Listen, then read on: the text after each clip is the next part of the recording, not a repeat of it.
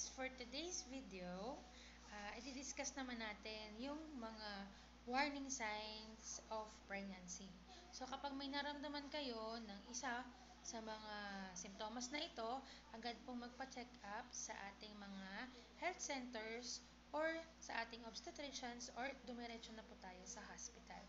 So una, na nandito sa ating list na nakalagay po, dito po ulit sa ating mother and baby booklet, pamamaga or pamamanas ng binti, kamay, or muka. So, ito po ay nagiging signs and symptoms na ng pre-eclampsia. Okay? And then, sakit ng ulo, pagkahilo, panlalabo ng paningin. So, isa rin po siya sa symptoms ng ating pre-eclampsia na sobrang delikado po sa pregnant women. Pagdurugo ng puwerta na hindi naman dapat. So, possible kapag sa first trimester of pregnancy, maaari pong signs and symptoms po ito ng abortion. Okay po. And then, sa second trimester or sa third trimester, maaaring symptoms din po ito ng premature labor, abruptio placenta, or placenta previa. So, yung abruptio placenta, yun po yung pagkawala ng pagkakakabit ng placenta sa matres ni mami. So, yun po yung hindi normal. So, dapat talaga ang placenta, after pa makapanganak ni mami kay baby, saka pa siya bibitaw doon sa matres. So, kapag abruptio placenta, bumibitaw po siya ng mas maaga. So, nagkakaroon ng severe abdominal pain and then bleeding and then maaari pong mamatay ang baby. So, pag mga ganito pong instances ang nangyayari, nasi-CS po ng maaga ang pasyente po. And then, kapag naman po placenta previa, yung inunan po or yung placenta, nandun po siya malapit sa opening or dun sa may puwerta natin, dun sa pinaka-os na tinatawag natin. So, malapit po siya dun, kaya po, siya po yung humaharang dun sa daanan ng baby. So, habang lumalaki po yung baby, mas dumudugo siya ng dumudugo. So, yung usually, pag placenta previa kasi, pinag-complete bed rest without bathroom privileges ang ginagawa dito ng ating mga OB. So, yun usual dito. Talagang bawal bumangon, bawal maglakad, bawal magbuhat ng mabigat. Basta, any strenuous activities, bawal po sa may placenta previa. Okay po. So, pamumutla, possible signs and symptoms din po naman ito ng anemia or severe anemia. So, usually po, nakikita natin sa mga patients natin, nasa 11, 10 yung kanilang hemoglobin. So, ang normal po natin ay nasa 12 to 14. Okay po. So, yung pagsusuka, okay lang naman yung pagduduwal. Pero, ang hindi po normal is yung excessive vomiting or yung ating hyperemesis gravidarum. So, yun po yung kailangan magpa-check up po tayo sa OB agad para mabigyan po tayo ng karampatang lunas. Okay po? So, yung hirap sa paghinga, so hindi rin po ito normal. So, marami naman pong maaaring maging sakit kapag sa hirap na huminga si mami. So, dapat po talaga nakakaramdam tayo ng ganito, magpa-check up po agad tayo. Okay po? Sa mga doktor po talaga agad sa OB po natin.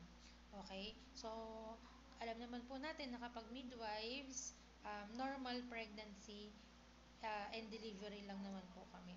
So, kapag may mga ganito pong problema na inilalapit or isinasangguni po sa amin sa health centers, agad po namin itong inire-refer sa ating mga OB. Okay po?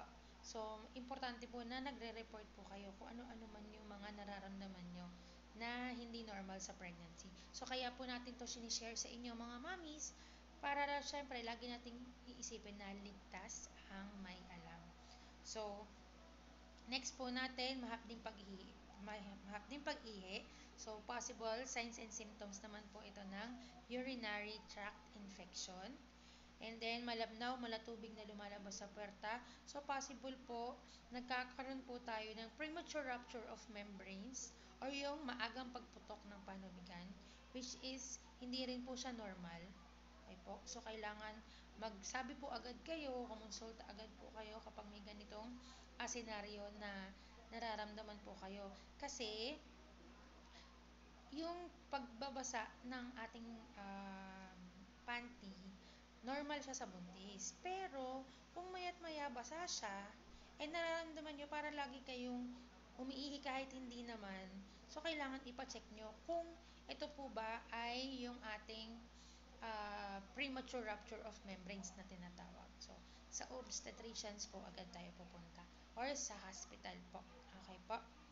So, sunod yung hindi paggalaw ng bata sa ating tiyan. So, usually, nagiging malikot na po yung baby sa second trimester. At ang nakalagay dito sa ating guide, sa ating mga pregnant mommies, pag mas mababa sa 10 sipa sa loob ng 12 oras, 12 hours. So, bibilangin nyo yung paggalaw ng baby. Mararamdaman nyo kasi siya usually kapag bagong kain tayo. Malikot si baby. Ganyan. So, o kaya sa gabi, kapag nakahiga tayo, nararamdaman natin siya. Kasi minsan pag nakatayo tayo, lalo pag lagi tayong gumagalaw, hindi natin siya talaga nararamdaman. So, kailangan talaga pakiramdaman natin siya. Okay po? Kasi minsan nagkakaroon po tayo ng tinatawag na um, uh, yung sa stillbirth, kapag inilabas na natin siya na patay na, or meron tayong tinatawag na IUFD, intrauterine fetal death. Okay po. At meron din po tayong sobrang sakit ng ulo na may kasamang panlalabo ng paningin. Maaari po ito yung ating tinatawag na eclampsia or nagko-convulsion po yung ating patient. So, sobrang delikado po nito. Kasi tumataas ng sobra yung blood pressure ni mommy. So, yung iba, nawawalan sila ng malay talaga. Minsan nababagok yung ulo, walang nakakakita. So, dapat pag ganito na nag-uumpisa na yung mga gantong symptoms, wag po nating baliwalain. Kailangan po magpa-check up po agad tayo sa ating mga OB/GYN para po mabigyan po ng karampatang lunas or may mga medications naman po na binibigay sa ating mga pregnant women. And then, yung sobrang sakit ng tiyan. So, kapag hindi pa po kabuanan, hindi po normal na sobrang sakit po ng ating tiyan. At yung laging pagtigas ng tiyan na may kasamang pananakit ng puson tsaka ng balakang. Kasi baka nagkakaroon po tayo ng premature labor. Okay po? So, marami po nanganganak ng maaga dahil po hindi po nila pinapansin yung nararamdaman nila na pain. Okay po? So, yung maagang pagputok ng panubigan, yun nga po yung sinasabi natin na kapag hindi pa po kabuanan, minsan may mga instances na ganito po yung nangyayari. Nagkakaroon po kasi ng pag-akyat ng ascending infection, yung tinatawag natin, kapag nagkaroon po ng premature rupture of membranes. So, kailangan po natin magpa-check up din sa ating mga obstetricians para po ma-check kung kailangan na po ba tayong ECS or kung ano po ba yung nararamdaman natin kung totoong pumutok na po yung panubigan. So, kung nararamdaman po kung alin man yung sa mga ito, pumunta po agad sa pinakamalapit na health center or dumiretso po sa inyong OB/GYN or sa hospital. Okay po? So, ang goal po natin bilang mga midwives, health workers ay magkaroon ng safe pregnancy and delivery ang ating mga mommies para healthy din si baby. So, thank you for listening guys. Till our next video. Sharing is caring. Bye!